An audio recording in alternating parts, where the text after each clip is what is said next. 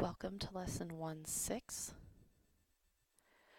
Comparing and Ordering Integers. Today we're going to talk about how to compare integers, how to order integers, and how to find their absolute values and their opposites. So first of all, we need to remember our math symbols are what we call inequality symbols. This symbol that looks like a tipped L, so if you take your left hand and make an L and tip it, it looks like this sign. That should help you remember that it is a less than sign. Since it's a tipped L, this sign is the less than sign.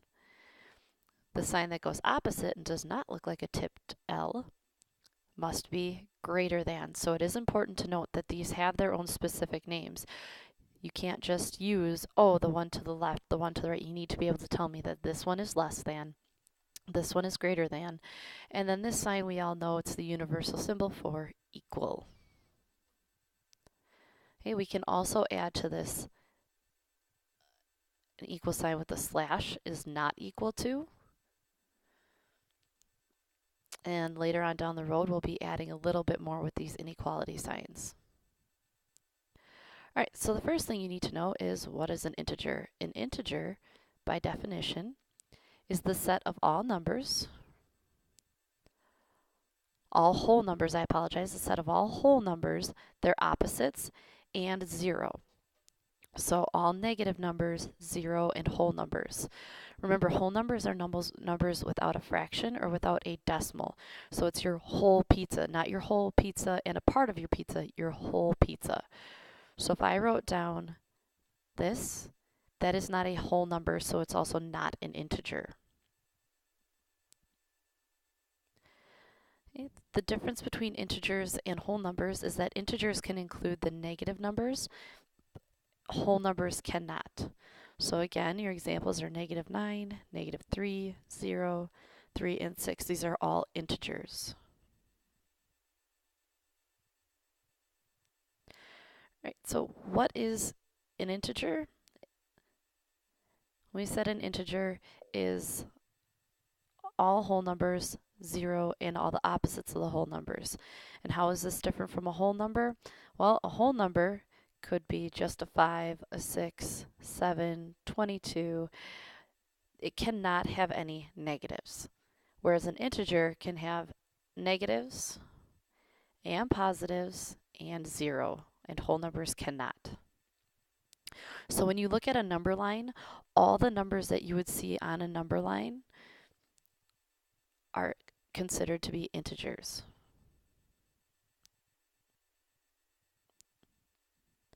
Right, so when we're looking at this, I actually want to take a second here and see if I can open up your notes.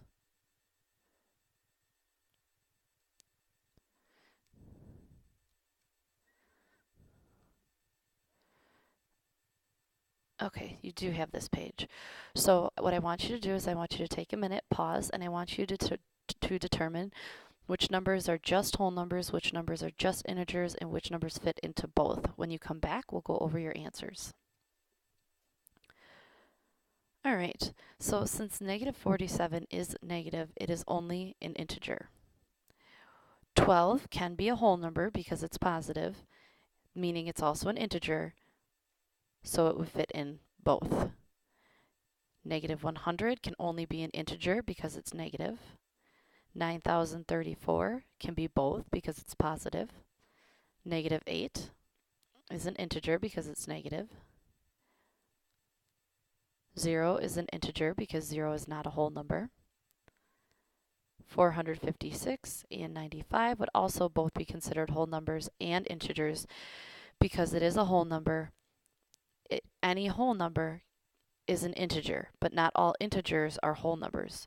So what you should have seen from this is any negative number is an integer as long as it doesn't have a decimal, and any whole number is both an integer and a whole number, even if it's just positive. All right, so when we're comparing integers, you have to remember, you want to think of a number line, and you have 0 right in the middle, and your number line works the same way. So as you go away, the numbers go the same way that you would think, but now you have to remember that -1 is actually bigger than -2. And this is what I want you to think of. The negative is kind of like money you owe. So is it who has more money? Somebody that owes their parents $1 or somebody that owes their parents $2? So the further left you go on the number line, the smaller the number gets, which makes sense because 2 is bigger than 1, 1 is bigger than 0, 0 is bigger than -1, -1's bigger than 2.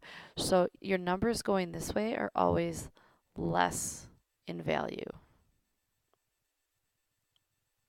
So what I want you to do is I want you to take a moment and I want you to take these numbers and I want you to place them in order from least to greatest, keeping in mind the further left we go, the lesser the value is of the number.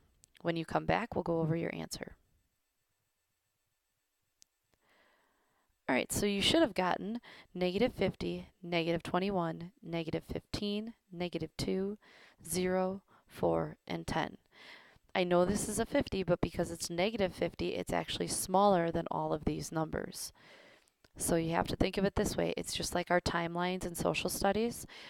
When we're in BC, the numbers kind of go backwards.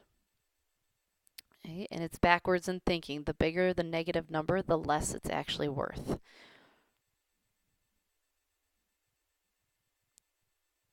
Right, so comparing integers, we're going to use inequality signs this time to make the number sentence true. So in this case, 12 and -12, which one is larger? Well, this is somebody who owes the bank $12, and this is somebody who has $12. I'm sorry, this is somebody who owes the bank $12, and this is somebody who has $12. So therefore, 12 is larger than -12. I want you to try the last 4 on your own, and when you come back, we'll go over your answers. All right, so you should have gotten that -4 is less than 1, 0 is greater than -3, -100 is less than 50, and 15 is greater than -25. The best way to get better with this is practice. And always remember, the further away the number is from 0 on the negative side, the less it's worth. All right, absolute value. Before we can talk about absolute value, we need to know what absolute value is. Absolute value is actually the distance a number is from 0. So these symbols that you see right here mean absolute value. So the absolute value of a -6 is 6. The absolute value of 9 is 9. This gets very confusing when we talk about opposites as well, so make sure that you're paying attention and that you understand the difference between absolute value and opposites before you finish this lesson. All right, so let's practice with this. We'll get a little bit more work with the number line. That'll help. So again, these two lines on the outside of a number mean absolute value. An absolute value is how far a number is from 0. So if I have a -6, that tells me that I'm at -1, 2, 3, 4, 5, 6. So here's -6 on our number line.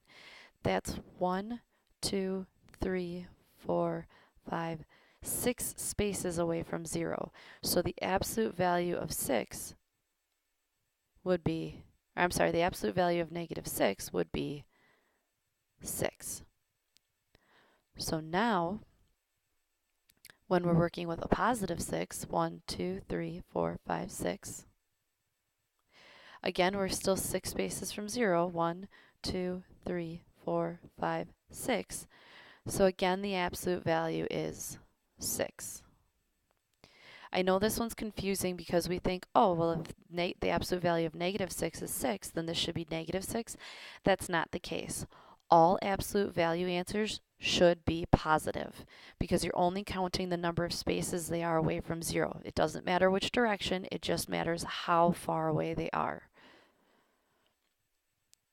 So I want you to go ahead and pause and try these 6 problems. When you come back, we'll go over your answers.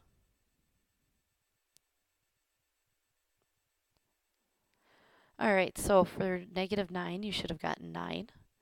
-67 is 67. Absolute value of 51 is 51. The absolute value of negative 100 is 100. The absolute value of 8 is 8. And the absolute value of negative 51 is 51. So you'll notice that even though this is a positive and this is a negative, their absolute value is the same because they're both the same distance from 0. So when we're talking about absolute value, it's only how far the number is from 0, nothing with negatives. And then opposites. Opposites is where we start to get a little bit tricky and confused because opposites and absolute value, students tend to interchange a lot. So opposites, by definition, are two numbers that are the same distance from 0 on a number line, but in opposite directions. So negative 9 and 9 are opposites because negative 9 is 9 spaces away from 0, and positive 9 is 9 spaces away from 0, and they're on the opposite end of number lines. So a way that you can look at this is any numbers, any positive and negative numbers that have the same absolute value are considered opposites. Right? So when you're talking about an opposite, your answer can have a negative. Absolute value, no negative. Opposites can have a negative.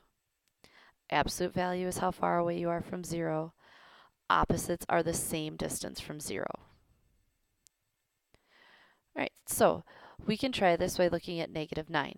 Negative 9 is 9 spaces away from 0. So since it's 9 spaces away from 0, its opposite has to be a positive 9 because positive 9 is 9 spaces away from 0. I want you to go ahead and try the last 5 on your own, and when you come back, we'll go over your answers.